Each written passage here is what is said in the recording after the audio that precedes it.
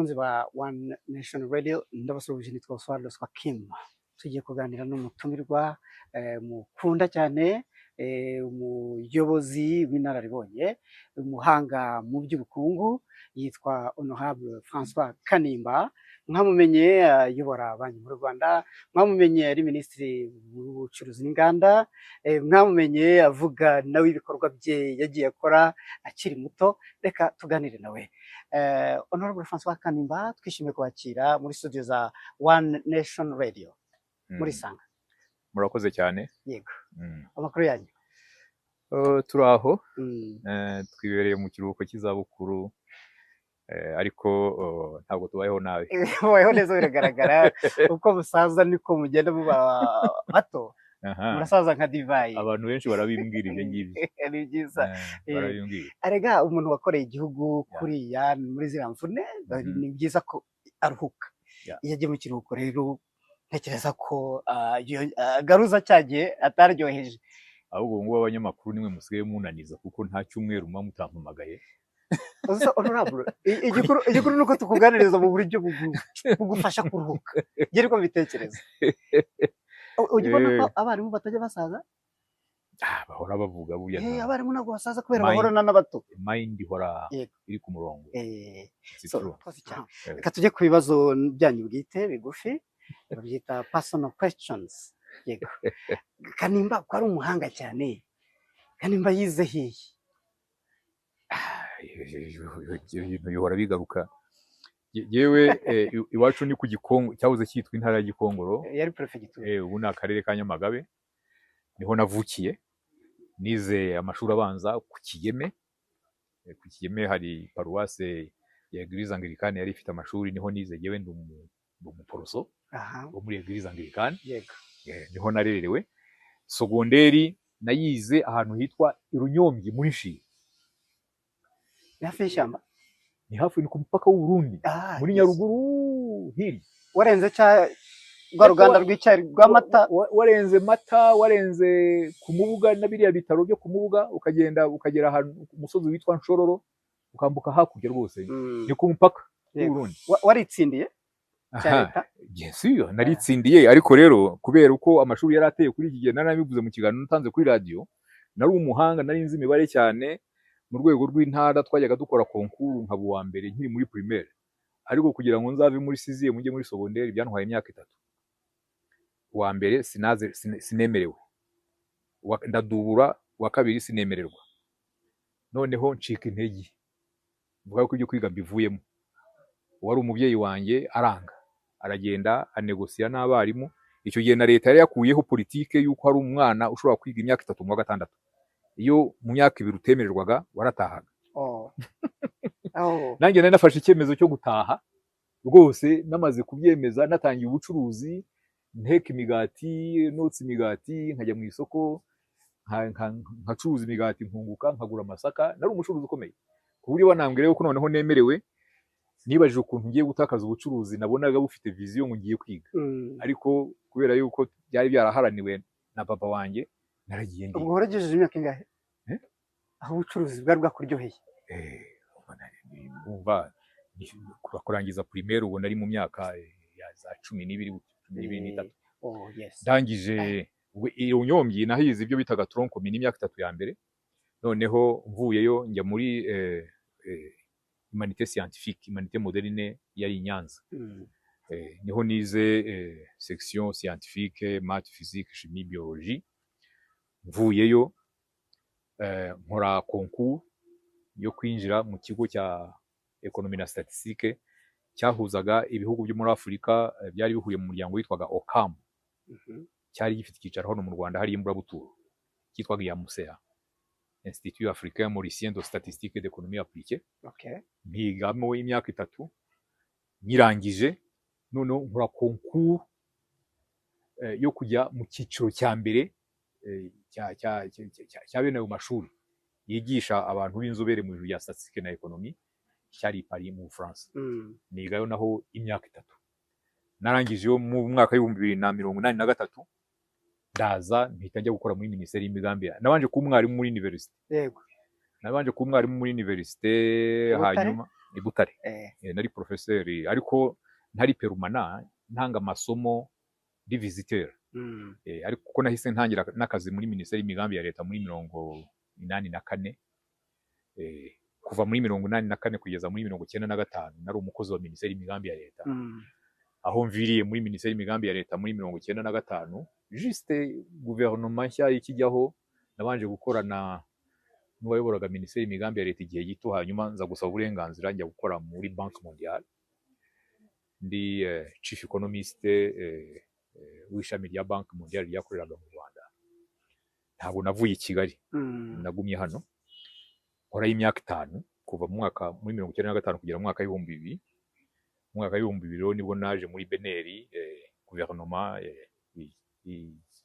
irabinsaba yuko nagaruka nkinjira mu nzego za leta mu rwego rwo hejuru. Perezida Kagame icyo gihe ndibuka ko yantumyeho abantu ariko n'ubundi ndi no muri Banque Mondiale twajyaga tujya kumusura ndi kumwe n'abakozi muri Banque Mondiale, buri gihe akababwira ati ariko uwo muntu mwantwaye ntabwo mbyemera nubwo mumbwira yuko naho ari gukorera u Rwanda, ati tuzabigarukaho. Bose yantumyeho abantu, nuko ndagaruka nshinga umwanya wa deputy governor. Ariko uwari governor icyo gihe ari Mutemberezi François, arangije tamuye nanjye mpita mba governor. Ndumva guhera ibindi byose governor imyaka ingahe? Namaze muri Beneri imyaka 11. Myinshi. Myinshi kabisa. Narangije manda ya mbere y'imyaka 7, bampi ya kabiri bayikatira hagati mazemo nk'imyaka nk'itatu. Ubu none uri mu kiruhuko cy'izabukuru, ariko wakoreye no muri CAC? Mvuye muri Minisiteri y'Imigambi ya Leta, plutôt y'ubucuruzi n'inganda. Buriya muri 2017 nyuma y'amatora ntabwo nagarutse muri guverinoma. By'amahire binahuza yuko nari ngejeje ku myaka 60 yemewe kugira ngo umuntu afate pension. Buriya natangiye gufata pension yanjye icyo gihe. Byahise bihura rwose, ntangira ndumva twarajyaga duhura ndi hano kuva muri 17 kugeza mwaka wa 2020. Abanyamakuru bakomeje kujya bansangaga hano hejuru, niho nabaga nari mfite office muri ibi. Yego. Ariko nkorana n'ibigo byigenga nkabagira inama, nari naratangiye nanjye kugerageza za activities zimwe na zimwe muri agribusiness. Hari ibyo nagiyemo byo kugerageza guhinga ibirayi, ingano muri Nyamagabe, ntibyampira cyane. Nuko mu mwaka w'ibihumbi 2020 Ministre Biruta yari Ministre des Affaires étrangères. Icyo gihe u Rwanda rwari muri CAC, rwaragarutsemo muri 2015. Umuryango abona rero icyo gihe CAC yari imaze kuvugururwa mu mikorere no mu micungire, icyitwaga Secretariat General cyaravuyeho, noneho bashyiraho komisiyo igomba kuyiyobora igizwe na President, Vice President n'abakomiseri 5. Muri abo bakomiseri rero harimo umukomiseri ushinzwe isoko rusange, iterambere ry'ubukungu n'imari, Common Market, Economic, Monetary and Financial Affairs. Yes. Rwose Biruta arareba arambwira ati iyo urebye profile y'uyu mwanya ntabwo ntekereza yuko hari ushobora kugutsinda. Ati turashaka gutanga kandidature yawe. Musumba nyakubahwa Minisitiri, ibyo bintu nabyanga. Kandidature yanjye u Rwanda rurayitanga. Ndagenda mpiganwa n'abandi bakandida baturutse mu bindi bihugu kuri uwo mwanya. Ndumva hari abakandida barenze 7, ariko nyine akanama kigenga kakoraga evaluation ya za CV babonye n'abakandida basanga ndi uwa mbere. Yes, warasize. Wabaye wa kabiri kuri jewe namurushije amanota 30. Datawe. Nibyo ndagenda mbikoramo imyaka 5, none manda yanjye kuko bivuga yuko abo bakomiseri muri komisiyo nshya bamara imyaka 5 itare renewable. Ntabwo yongezwa. Okay. Nuko natashye mu mpera z'ukwezi kwa 8. Kaba wibere mu kiruhuko cy'izabukuru. Ubu ukora iki muri icyo kiruhuko cy'izabukuru? Bon, sinavuga ngo ntacyo nkora. Urabona ibyo nkora ni nk'ibi. Abanyamakuru mwarambonye. Mwirirwa mu mpamagara, nanjye biranshimisha iyo nje tukaganira gerageza kubaha uwo musanzu w'ibitekerezo mfite n'ibyo nakozemo. Ariko ubwo ndi muri CAC kamemo mfite umushinga ndi kubaka hakurya ahangaha ku Kacyiru. hari amafaranga nashoboye gukorera aho ngaho, bakomiseri twahembwaga neza n'ibiki byose nayashoye muri uwo mushinga. Ni umushinga w'ubwubatsi. Ubu hari aho ugeze, ndi kubaka building ya za apartment. Okay. Iyo tuzayikwamamariza ubona bapangaye. So waho byari bigeze, ndi kunegosiya credit muri banki kugira ngo nshobore kubirangiza, ko ntabwo mfite amafaranga yo kubirangiza. Banki se ko wazifashije gutera imbere rero muri iyi minsi nicyo mpugiyeho cyane. Yego yego. Ugishizemo ugakora siporo? Ejo naguze igare. Ejo naguze igare mpirota iwanjye rwose, buri munsi ngomba kurijyaho isaha. Agenda kugira ngo nshobore kugumana ubusore. Uma wicaye burya, niba hari ikintu ciciye abantu bagiye muri retraite, ni ukuva mu gitondo wicaye bakageza nimugoroba wicaye, ni bibi cyane ku buzima. Nkora na marishe tutazantanya, ngenda nkajya hariya kuri ya tapi vert yo kuri golf, nkagenda. Nicyo kiri gutuma ugenda usubira ibusore. Si. Yego yego. Good. Imirire? Ndya neza. Ndya neza, mfite regime. Bon, kuva muri 2005 mfite indwara ya diabete. Ariko abantu benshi bambona ntibashobora kubikeka, kuko kuva icyo gihe mfata imiti, ariko cyane cyane nafashe regime alimentaire abaganga bangiriyemo inama, ku buryo ni nacyo gituma rwose narashoboye kuyistabilizinga, ntubone isukari ntikirenga aho wayishyize. Ndayikontona igirenga ibipimo gatoya, ariko bikagaruka mu murongo vuba. Yo nayibonye nkamenya uko na adjustinga ibyo ndya, birakunda. Ubwo isukari baye imbuto muri regime yanjye byose birimo, ariko rero birapimye. Hari ikipe se ya football ufana? Yenda bwiye abantu ufana Amagaju yo mu Bufundo? Mfana Amagaju rwose, byo birumvikana. Meya aherutse kumpamagara ansaba umusanzu, ndawutanga mu Magaju, ariko ntabwo navuga yuko ndi umufani w'Amagaju ukomeye mu ikipe. Ahubwo twiga i Nyanza, nari mfite umwarimu wanyigishaga imibare, yari umufana ukomeye cyane wa ikipe ya Rayon Sport, kuko Rayon Sport buriya niho yavukiye, niho yakuriye. Kera Rayon Sport igeze gutwara coupe nationale imyaka 3 yukurikiranya. Muri iyo myaka yacu twiga i Nyanza, abantu bose bigishijwe n'umwarimu twize i Nyanza, twese twari abafana ba Rayon Sport. Ibyo rero byangumyemo, n'ubu ngubu ifite intege nkeya birambabaza. Ariko yatsinze ndishimye. I Burayi ufana yihe? I Burayi hari nyinshi nkunda gufana, ariko cyane cyane buriya nakundaga Liverpool, azira za Paris Saint-Germain na ziriya zo muri Espagne, Barcelona. Wigewe i Burayi fana iyo igezweho, ubona iri gutanga icyizere yo kurusha izindi, ndayikurikira. Ntabwo mvuga fana Arsenal rero dore iri mu bihe byiza. Fana Arsenal iri mu bihe byiza, ariko fana wa Liverpool kumva gwa fana Arsenal iyo yakinnye ubu ntabwo nkisi w'umupira, uko iri kwitwara neza. Wewe no gushyigikiranya kubaha Perezida wa Repubulika cyane, ibyo nabyo birumvikana.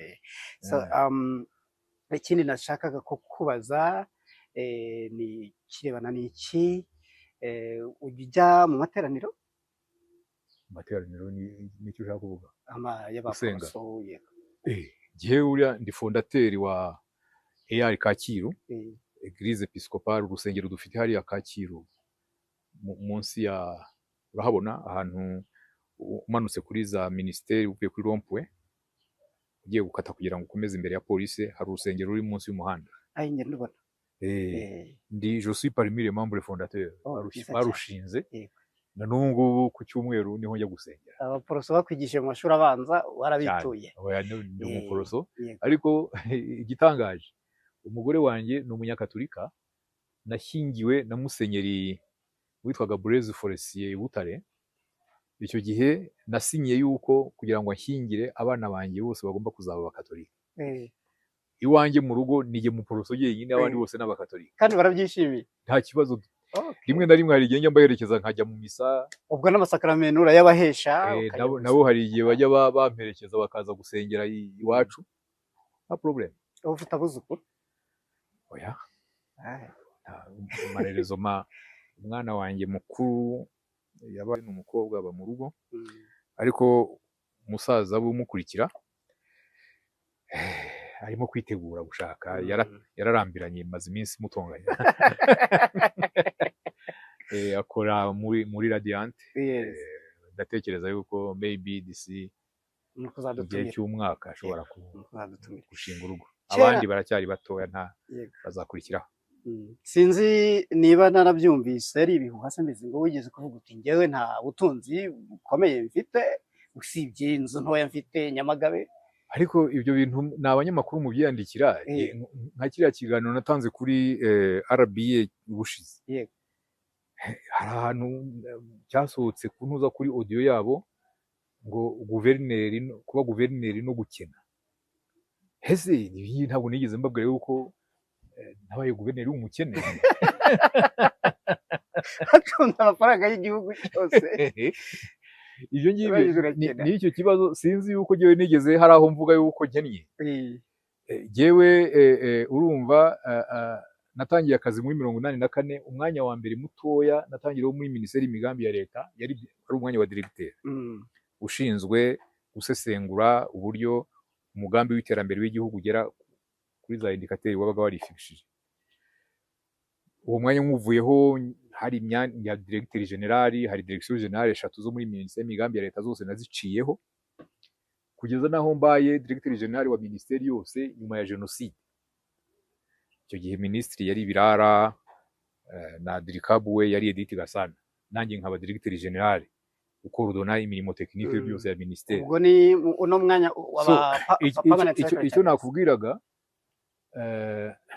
muri hagati ya 1990 na 1994 nibwo nubatse inzu yanjye ya mbere, na n'ubu niyo ntuyemo hariya ku Kacyiru, hano i Kigali.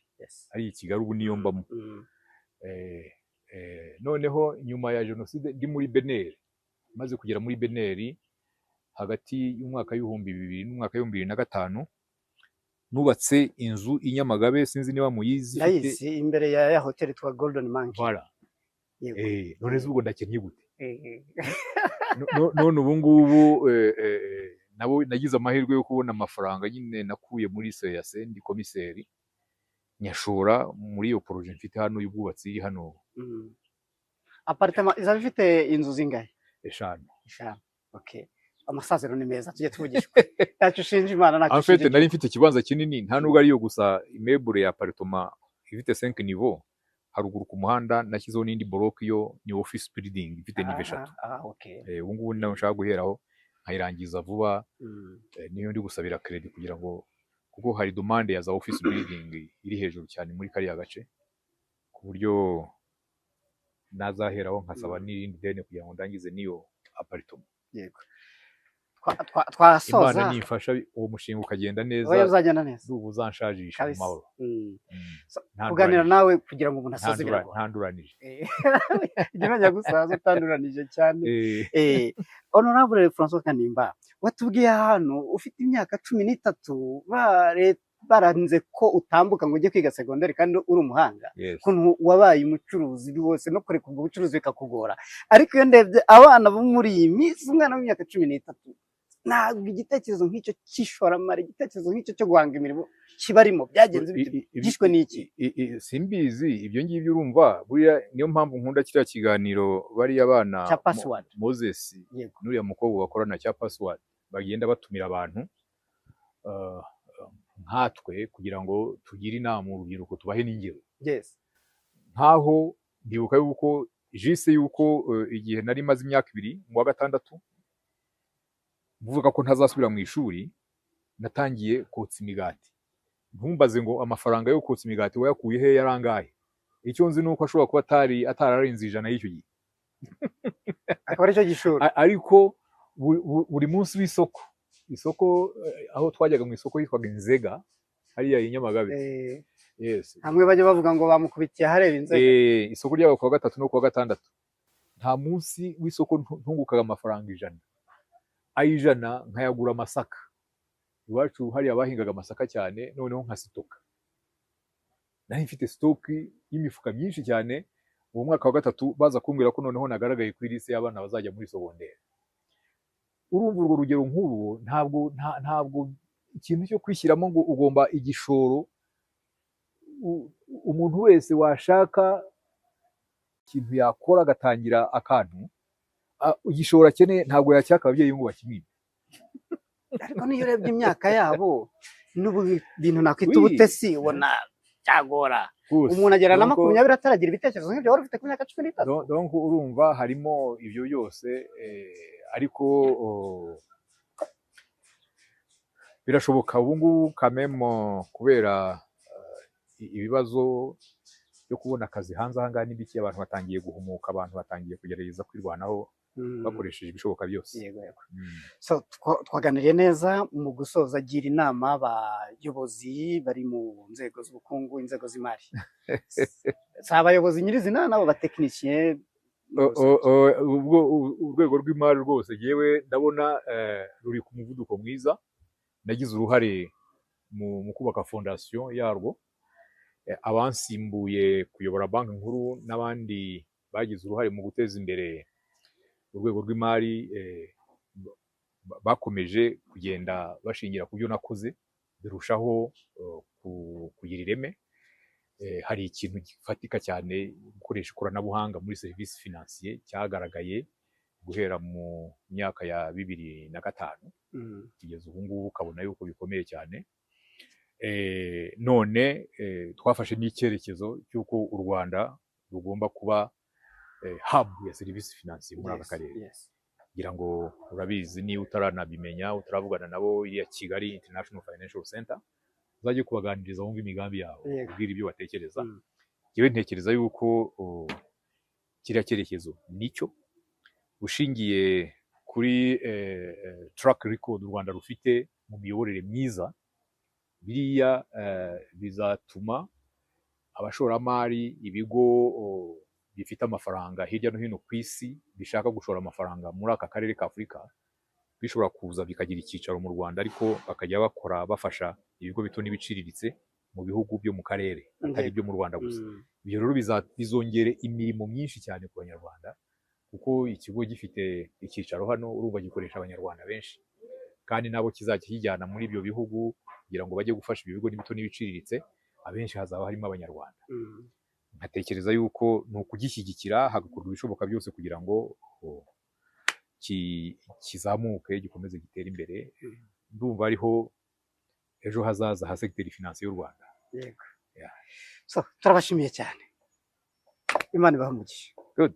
So bakunzi ba One Nation Radio, mwakurikiye ikiganiro twagiranye na Honorable François Kanimba, mwamenye nk'umuyobozi wa BNRD, yoborga mwamenye nka ministre w'ubucuruzi n'inganda n'ibindi byose yagiye atubwira byiza. Ntekereza ko hari amasomo muvanyemo. Ubwo turizere ko nitwongera no kumushaka kugira ngo tuganire ibindi wenda muzadutumaho, kuko mushobora kubyandika muri comments, azaduha umwanya tuganire. Mudufashe rero tumushimire, nshimire na Peter wari kuri kamera, dushimire na Rutsobe wewe iki kiganiro. Nge nitwa Oswald Roswakim, komeza kugira ibihe byiza. Bye.